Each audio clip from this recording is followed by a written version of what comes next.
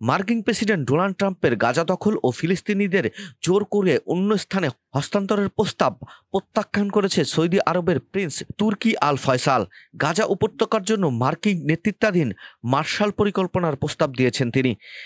Munich নিরাপত্তা সম্মেলনে মন্তব্য রাখার সময় সাবেক এই সৌদি গোয়েন্দা প্রধান ট্রাম্পের প্রস্তাবকে অকার্যকর বলে উড়িয়ে দিয়েছেন এবং এর পরিবর্তে ওয়াশিংটনকে গাজার পুনর্গঠনে সহায়তা করার আহ্বান জানিয়েছেন। একই সঙ্গে গাজাবাসীদের তাদের মাতৃভূমিতে থাকতে দেওয়ার অনুমতিও দিয়েছেন।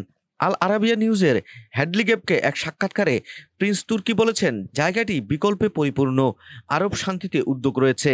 এটি একটি দারুণ বিকল্প যা ইসরায়েল ও তার আরব প্রতিবেশীদের মধ্যে সংঘাতের চূড়ান্ত সমাপ্তি বিবেচনা করবে। তিনি আরও বলেন, দ্বিতীয় বিশ্বযুদ্ধের পর ইউরোপে যে মার্শাল পরিকল্পনা করা হয়েছিল তা গাজার জন্য বিবেচনা করা যেতে পারে। আমেরিকা পুরো মহাদেশে পুনর্নির্মাণ করছে, জনগণ তাদের জায়গায় থেকেছে, তারা এটি নির্মাণের জন্য ইউরোপিয়ানদের ইউরোপ থেকে সরিয়ে নেননি। ট্রাম্প গাজা দখল করে ফিলিস্তিনিদের সরিয়ে দেওয়ার পরিকল্পনা ঘোষণা করার কয়েকদিন পরই তিনি এমন প্রস্তাব দিলেন।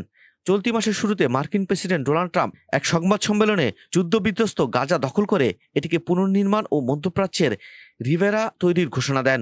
তার প্রস্তাবের লক্ষ্য ফিলিস্তিনিদের অন্যত্র পুনর্বাসন করা।